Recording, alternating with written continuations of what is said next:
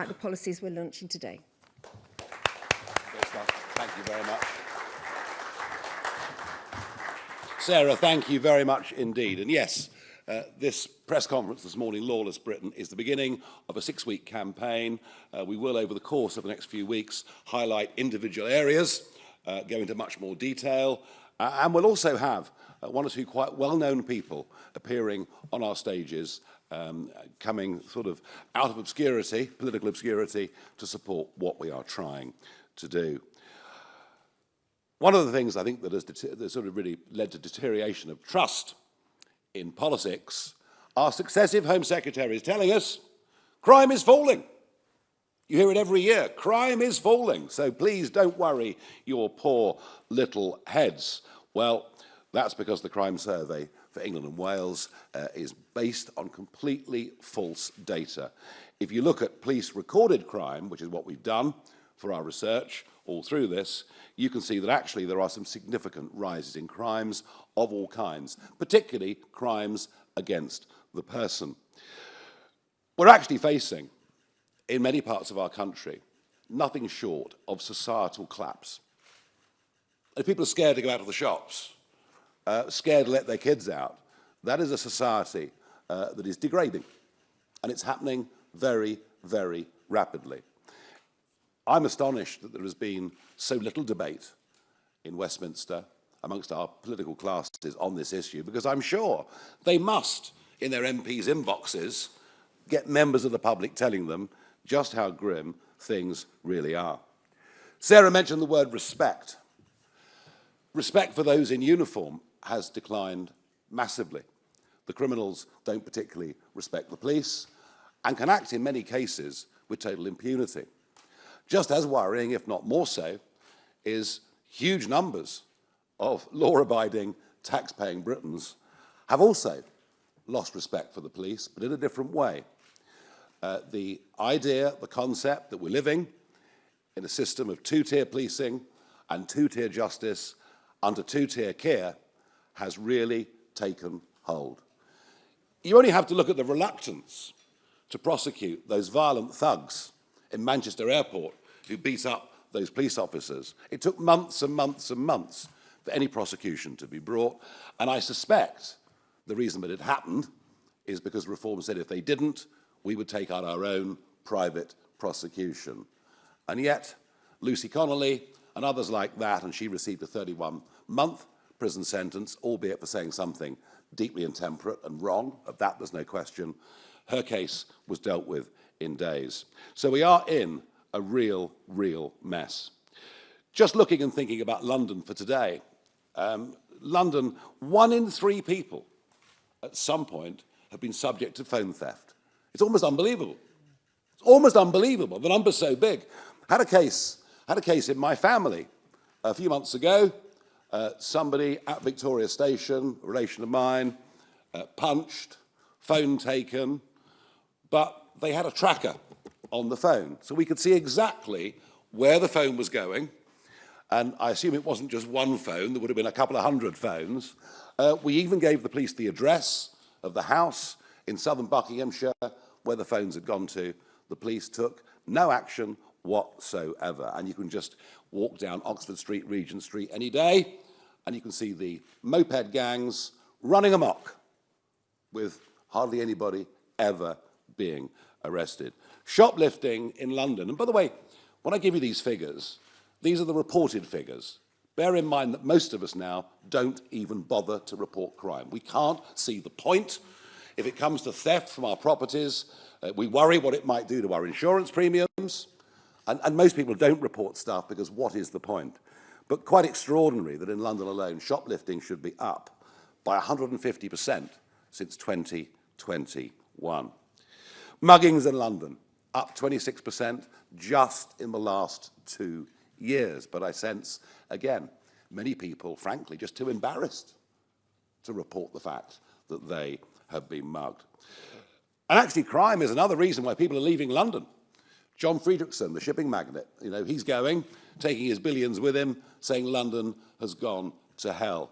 Tourists are increasingly reluctant to come to London because they know what is likely to happen to them once they arrive. So it is a very, very serious problem.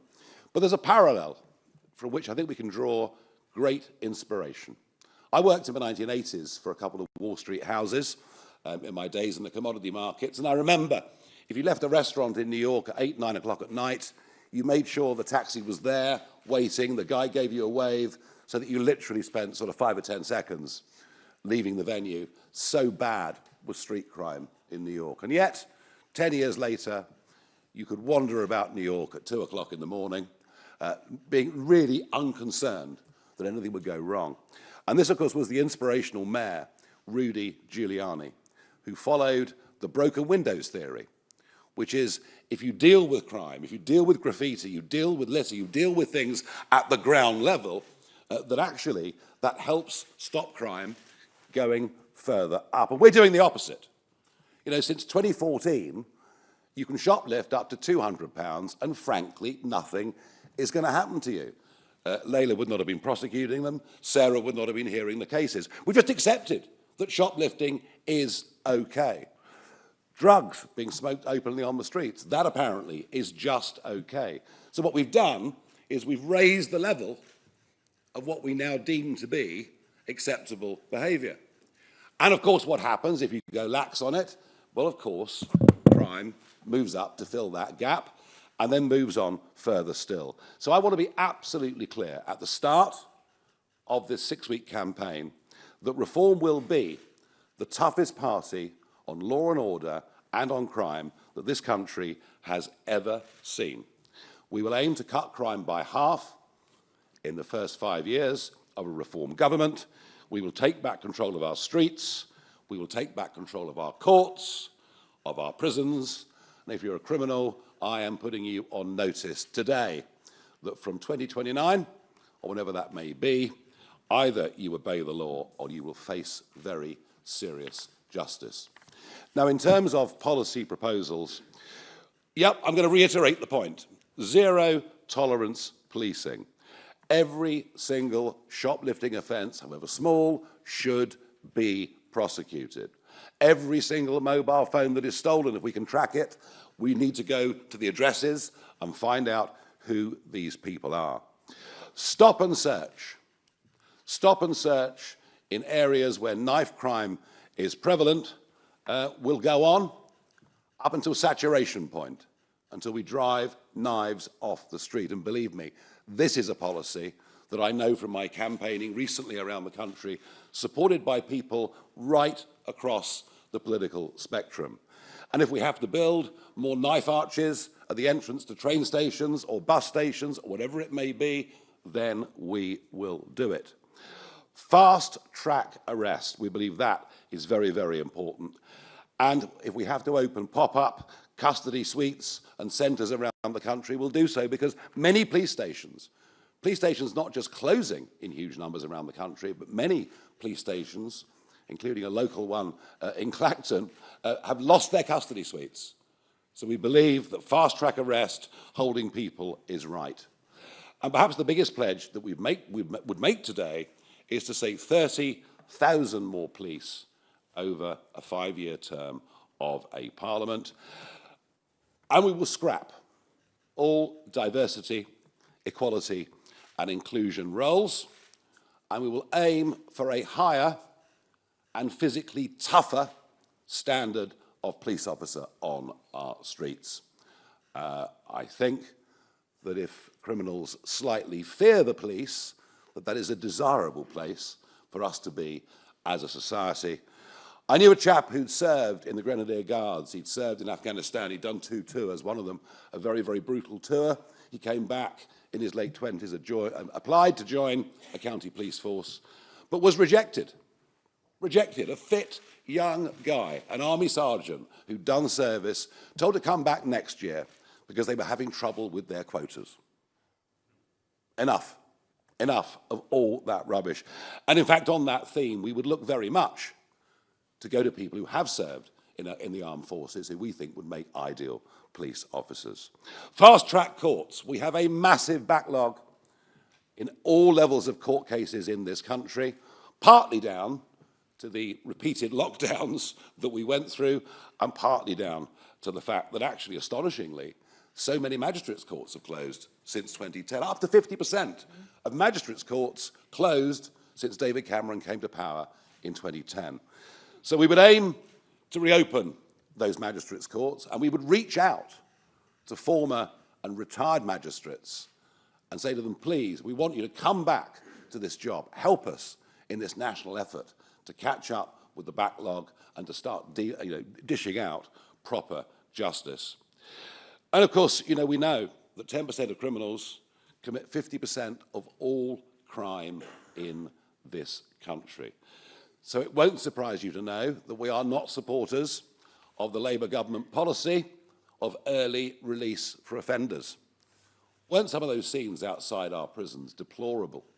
People being let out, being met by Lamborghinis, Rolls Royces, champagne being opened, and the reoffending rates have been truly horrific. No, we take a very, very different view, and we do absolutely think that if anyone commits more than 3, and whilst of course prison should aim initially to rehabilitate and to educate, if people are, convicted of more than 3 serious offences, well, frankly, we think that puts them on a course towards life imprisonment. And the same goes for sexual offenders and violent offenders. We believe they should serve their full term, not just as punishment, but to keep the rest of society safe. So we're very strong on that. Yep, commit the crime, pay the price, be you a shoplifter, be you someone carrying a knife, whatever it may be. And we would look to free up tens of thousands, up to 30,000 prison places. We will build Nightingale prisons. You remember the Nightingale hospitals? Within 72 hours, hospitals were built. And we'll work with private contractors, but we'll want to use the logistical skills that exist in the army and our armed forces to make this happen. We can build up to 12,000 prison places, and we can do so actually in short order. And there are 10,400 foreign prisoners in our prisons, has been mentioned on this platform already. They will be deported back to their home countries. And I think I'm in conversation with Edi Rama from Albania, and I think he's rather agreed that he will take back all of the Albanian prisoners in this country, which is rather a good thing. And yes, we do think dynamic prison places overseas work. You've seen America doing it recently, but the Scandinavian countries are doing it too. Estonia is quite prepared to take prisoners from this country.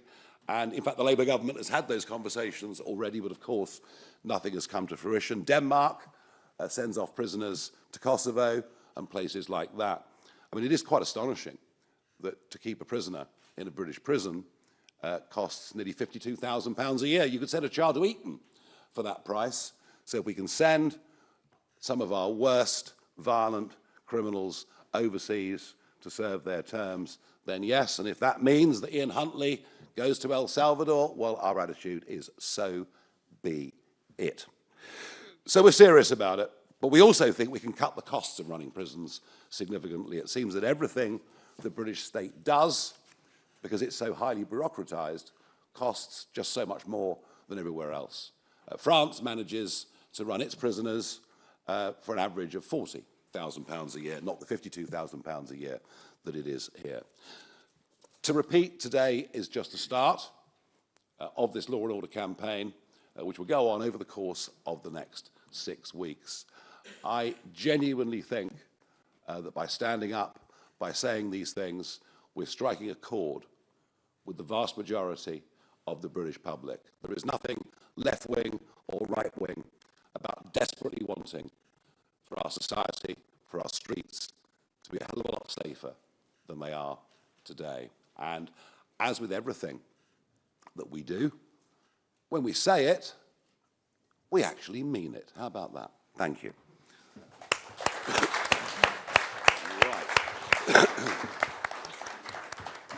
Okay, we have a long list of questions, and as you know, we are unafraid to take any question the media have for us. On my list, I'm beginning with Nick Eardley from the BBC. Nigel, you've talked a lot about what you would do. New prisons, you pop up custody suites, deportations, fast-track courts. Presumably, you'll need extra police as well if you're going to have crime.